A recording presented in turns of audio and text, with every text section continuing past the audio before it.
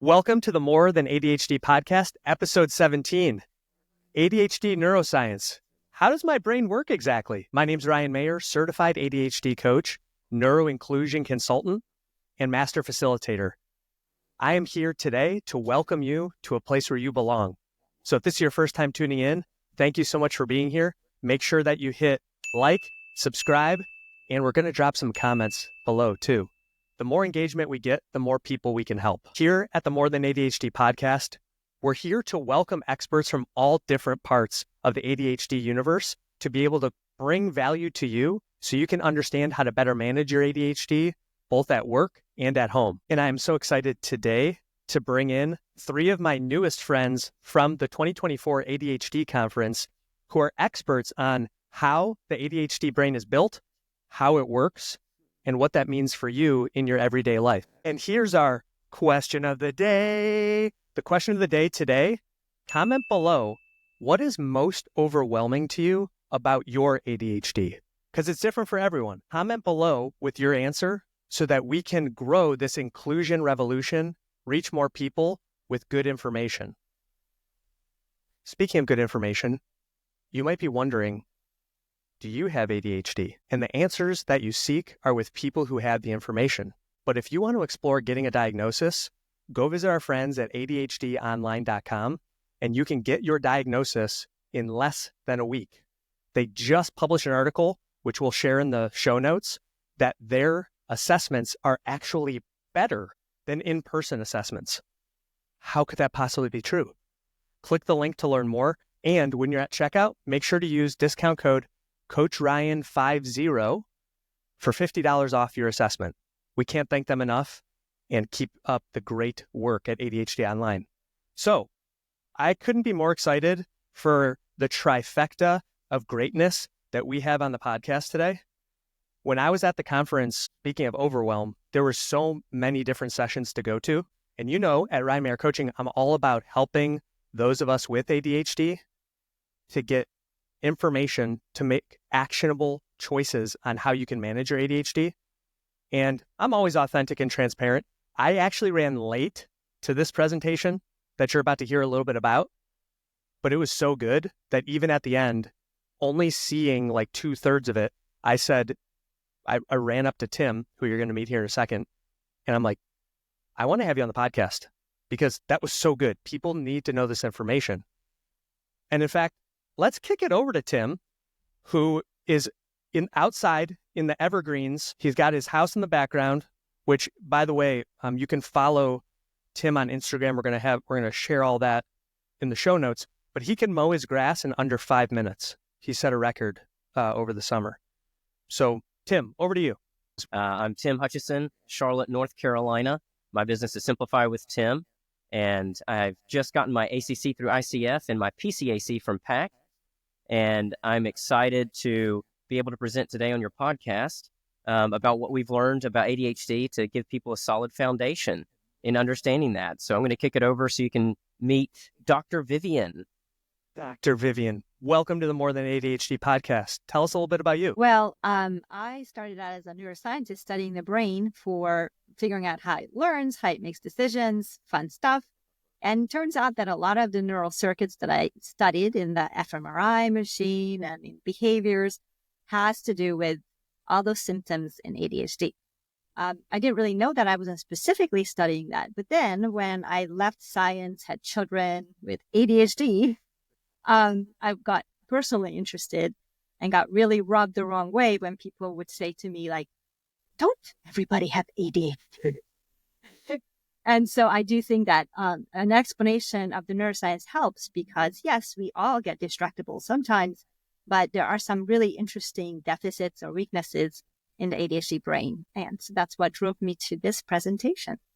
And currently, I'm actually doing more work on how to enhance lives, enrich lives with healthy habits like mindfulness. So I teach mindfulness now in schools, and to adults, I teach yoga. Incredible. Okay, great. And let's make sure to round it out with Summer. Thank you for having us here. I'm really excited to get this information out there. I'm Summer. I spent the first about almost 25 years of my career as an architect. I'm in the LA area.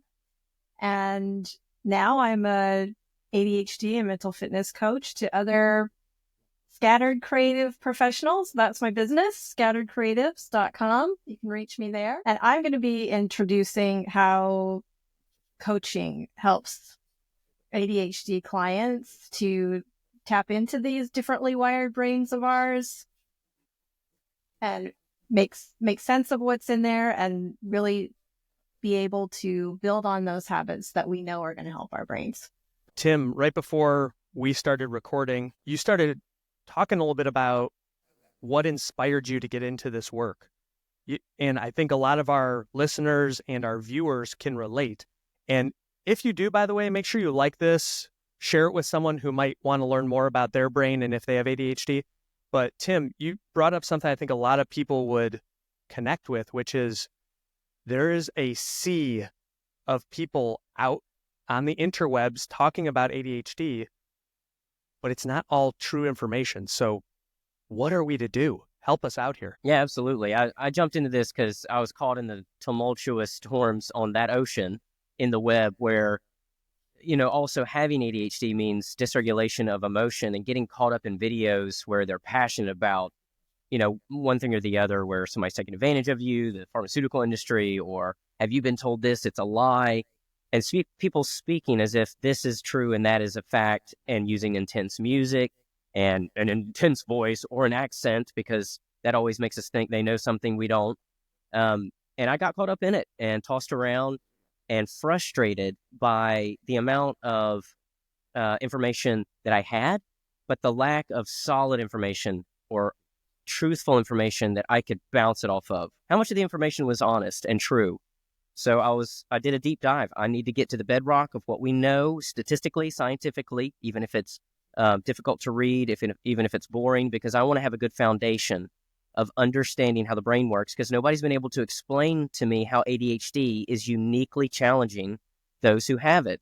And if I could have that, I could have the confidence to face off with the exciting information on the web. I love that. And your presentation at the conference, the International ADHD Conference, which, by the way, if anyone hasn't gone to this, I just want to give everyone kind of a high-level overview of the fact that it is not easy to get your proposal for a presentation accepted. So just hats off to all three of you that, anyone who earns the right to present clearly has value that they're bringing. So you did your research, and what did you find, Tim? Tell us a little bit about your part of the presentation. Basically, I learned that there were a lot of tripping hazards in understanding ADHD that don't need to be there. If we just have a basic, solid understanding of how ADHD is challenging us in the biology of the brain, because this is one of those, again, invisible challenges. So people assume it's a character flaw, and that's not the case. So I discovered a way not only to understand it, but to explain it. I have a lot of respect for Neil deGrasse Tyson and how he presents information that's highly complex. And because of that, from his kind of method of communication, I utilize that in my communication and presentations to help people understand how the human brain works first. It's fascinating. We did not know the importance of the human brain for the longest time. The Egyptians used to embalm all the organs of the pharaohs to send them into the afterlife, but they scooped out the brains and threw them away. They had no idea how important that part was. You imagine meeting a pharaoh in the afterlife? They're just going to be zombies. So within recent years, we started to realize, our center of thinking and understanding is here. And we began to study it in honesty and in real intense scrutiny. And I begin by comparing our brain with those of other animals in the animal kingdom, the physiological differences, the unique aspects of our human brain that allow us to do higher level thinking at levels of complexity the rest of the animals cannot do. And it is associated with the physiological differences. We get into some of the anatomy of the brain, like the prefrontal cortex and basal ganglia and cerebellum. And I take a journey through how the human brain works and why its complexity is so important to its ability to function properly. Then I begin to explain through a microscope, if you zoomed in on the brain, to understand the neurons, the individual animal cells that are associated with the building up of that pink-gray bubblegum matter that's in our head. And the neurons themselves are communicating through electrochemical signaling. How cool is that? There's ways to describe and talk about this. This is really fascinating stuff. It's basically a form of electricity flowing through the brain. And there are unique chemicals flowing through the brain, like spices in a soup. And depending on what you're thinking at the time, changes those spices. And I call that like a spice flow. And depending on what part of your brain is working and what you're thinking about, it differentiates what spices are flowing. And then I go on to share how we've studied the brain of the humans so much that now we're starting to do MRI scans and compare them to the neurodiverse, including ADHDers. And guess what we find? We find actual physiological differences. The neurobiology of the ADHD brain is physically different than typical brains throughout humanity. They're uniquely different in specific ways, and it's important for us to be aware of these things, to be able to redefine what it means to have ADHD. And some of these things are painful to consider because it's a reality check. And you go online and you're going to find messages that'll whip you into it's a superpower, period. And well, I have discovered that in my own times of thinking it's purely superpower, and the people who think of it as only a superpower very often are experiencing the exact are enjoying that component of belief, but are experiencing a superhero's version of kryptonite by that belief in their everyday life as well. They're frustrated at the superhero level in reverse. So it's kind of washing itself out in tremendous frustration. That belief is a tripping hazard. So a lot of what we've discovered about the comparisons include brain matter volume differences, structural differences between neurotypical brains and ADHD brains in the areas of the brain that are associated with executive function processing. The parts of the brain, like a computer, processing information for you to do what you want to do are structurally different in ADHDers. Not only that, the spice flow is dysregulated. We can watch the electrical signaling and those neurochemicals flowing irregularly in the midst of proper functioning. Understanding these at the physiological level is significant to begin to then say, here's where we start. This is what ADHD is. What's next? I mean, Tim, this stuff is incredible what you're saying. And this is what I think so many people, especially those that are putting out misinformation, probably don't realize. And I'm so glad that we have you and the team on, because I don't think most people would know that people with ADHD, our brains, to your point, have less volume of matter in the areas that matter. It's important when I give this presentation is to emphasize that, number one, in the midst of these studies, the IQ test in comparison, because you immediately want to know if your brain volume is different, am I less intelligent? That's a typical normal human concern. The IQ tests are showing that ADHDers are almost on par with everybody else. There is practically no difference there, especially when you consider the fact that IQ tests are tests where you have to sit down and use executive function to do them. So they're particularly biased against us to be able to see that. So we're practically on par with everybody else when it comes to IQ. For the 3 to 5% gray matter reduction in brain volume, that doesn't, so where's the challenge then if the IQ is almost the same? Plus, we do know of people we would consider creative, intelligent, and very successful in our society who have ADHD. We ourselves are facing a challenge that we need to be aware of. But as humans, what does it matter what your challenge is? You have a hand of cards, and you've got good cards, and you've got challenge cards. How are you going to play? Oh! If this mic wasn't attached, I would drop it. Now we kind of see the hand we're dealing with. What can we do about it? Let's ask our neuroscientist, Dr. Vivian. All right. Well, as Tim explained, there are some weaknesses in these neural networks that are very important for executive functioning. And we can strengthen those networks. We can use them, because the more you use them, the stronger they get. Neuroplasticity is linked to dopamine in very important ways. First of all, there's two different functions of dopamine, broadly speaking. One is all the dopamine that floods the prefrontal cortex. The prefrontal cortex is what's really important for executive functioning. That's where you have attention enhanced if you have more dopamine. That's where you learn about rules, and motivation gets really good, and positive affect or, good emotions increase if you have dopamine in that part of the brain right here behind your forehead.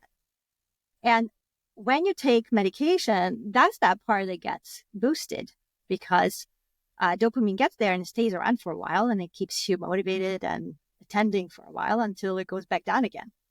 Now, in the basal ganglia, a lot of people talk about also there's different deficits that are associated with basal ganglia. It's really important for skill learning. So there's dopamine that's super important to fire right at the reward. So, talking about immediate rewards are really hard to ignore when you really want something, even though, delayed gratification is there. But for ADHD, it's really hard to say no. And sometimes this whole impulsiveness and this more difficulty to learn through the basal ganglia comes from a very different profile of dopamine release. It has to be time-dried, and it has to be immediate after an action so that you can learn. And ADHD sometimes has a harder time to fully learn a skill and just takes longer. But there's not only dopamine. Like Tim said, the spice flow, there's a whole bunch of different kinds. Another really important one is norepinephrine. Norepinephrine kind of aids the attention with that arousal and awakeness. So if you have lower amounts of that, there you go again. It kind of impacts that ability to keep focused. And really the key is, and I think that might also happen to different types of symptoms, is that you got to have balance. You got to have balanced neurotransmitters. So if you have low amounts of norepinephrine and dopamine, you're going to have symptoms like inattention and drowsiness and just not learning so well, not motivated, right? But if you have about intermediate levels of dopamine and norepinephrine, then you have this optimal functioning, you're good to go. Your working memory is working great. But then if you have too much of these neurotransmitters, you could have all kinds of other problems like anxiety or even psychosis. So the really key thing is to have that intermediate balanced amounts of neurotransmitters. And so to be able to have that, when you're starting out kind of low and you need to boost it, medication is one way. But there's also other ways that you can boost your dopamine, especially your dopamine levels, can be boosted with enriched environments and healthy habits. So let me just mention a few of these. So like you go outside and play, do something new you've never done before. Novelty is huge for getting a dopamine spike. So if you're already thirsty for those dopamine spikes, then gotta put that into your day to have these experiences, especially right before you're about to learn something so that your brain can learn it easier because you've got that dopamine around. So as I mentioned, even creative activities or positive social interactions are enriching. So have that little fun talk with a friend before you go and do something boring that you need your attention for. And so you can also do that on a regular basis, day-to-day healthy habits like building that physical exercise regularly. It will boost your dopamine when you get some aerobic exercise outside, get adequate sleep, nutrient-rich diet. There's a whole another talk about that. You could boost your dopamine just eating the right foods. And sunlight, turns out, is really important. And then what I'll talk a little bit more about is mindfulness meditation and compassion practices, right? Those are also going to be helping not only boost the dopamine, but also lead to changes in the brain or neuroplasticity, where you actually grow new connections, strengthen connections, prune the ones that you no longer need. Those can happen with these healthy habits. And the tricky part about all of this is that motivation might be low for ADHD, right? Or it also, it might be hard to start new habits and learn new habits. So we need help. And that's where Summer comes in because, of course, we can get help from our friends and our family, but a coach is very well suited to help you on building new habits. It doesn't have to be mindfulness. It could be that you just want to exercise more or eat better.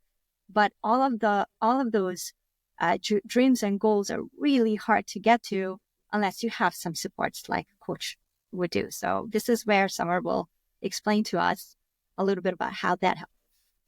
Well, great segue from Dr. Vivian, and so much good information. And what I was pretty sure was going to happen is definitely happening, where each of you is providing so much value that I'm thinking, I'm writing down all these notes and like, okay, I'm probably going to have to have each of them back for their own episode at some point. So let's kick it over to Summer to tell us more about, where does coaching come into all this? Yeah, of course. Because from what you're hearing from Vivian, there's a lot that we can do to support our ADHD. We can get outside, we can go running, we can develop a mindfulness practice and habit. And so you might be thinking, yeah, wow, there's so many things that we can do for our ADHD, and that's pretty cool. But how the heck do I do them? Exactly. But let's get real, for you listeners out there. When was the last time you were able to set your sights on a healthy routine, start it, keep it going? Probably not very many, because I know I have a hard time with that. How about you, Ryan? Oh, yeah. And I know our viewers and our listeners out there, they're probably nodding their heads wherever they are right now going, yep, this all sounds nice, but what if you can't do it? Of course. Because developing a new routine, that's hard. It's hard for anybody. So when you have an ADHD brain, it's even harder. So let's break that down. So first, you need to decide what it is that you're going to do. Then you got to plan it. Where you're going to plan where you're going to do it, when, how long. Remember when it's time to do it. Prioritize it when there's other things competing for your time and attention. Put all of your distractions aside so you can focus, start the activity, manage your attention and emotions to stick with it till you're done. And so when it comes back to the neurobiology of ADHD, where is all of this stuff happening? Well, it's happening in the brain network that handles these tasks is in the executive function network. And wait a minute. Wasn't that the area that Tim said we struggle in? That is exactly the area. Oh, man. A very difficult time staying in. Our brains are always being pulled out of that executive function network. So there's our conundrum here. Yeah. We need our executive functioning in order to improve our executive functioning. Sad. Yeah. Yeah.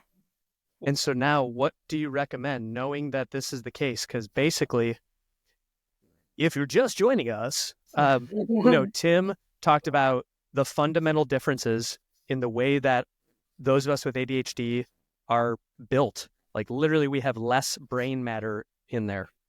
Dr. Vivian talked about how everything connects and what different parts of the brain do what and how ours really struggle. And now Summer just highlighted, if you want to build a habit, you really need to be in that area of executive function where we have less volume, so we have more of a struggle. So I guess that leads us to this question of, so now what? What do we do? Yeah. What do you do? Well, this is where ADHD coaches come in.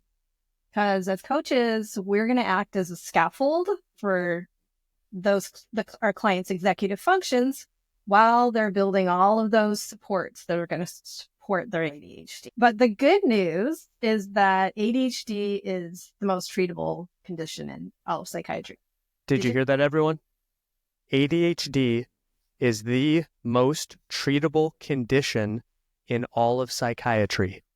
So there is hope. There is hope. There's hope. But managing it can feel pretty overwhelming with all of those options. You've got body doubling, you've got asking for help, Post-it notes, timers, planners, chunking down tasks. It's a lot. And often when we can get around to even trying it, it usually doesn't stick.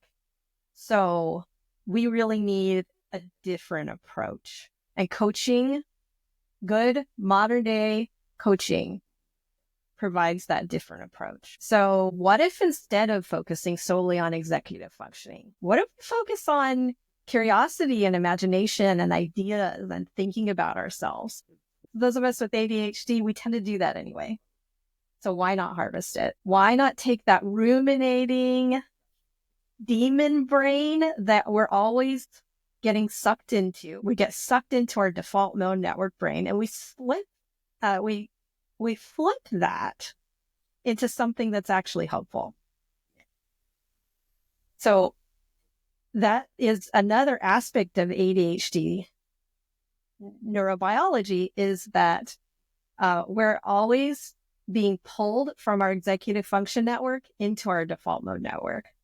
That's why we get so distracted by whatever our imagination is coming up.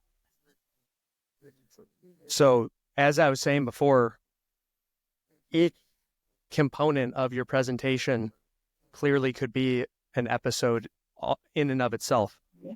But just at a high level, Coach Summer, do you have any tips? Because I know if someone's listening to this right now, I know I'm standing, but I'm on the edge of my proverbial seat because I want to know, like, okay, how are we going to do that though? If we keep finding ourselves daydreaming and having to pull ourselves back all day, that's exhausting. A quick tip: work with a professional coach.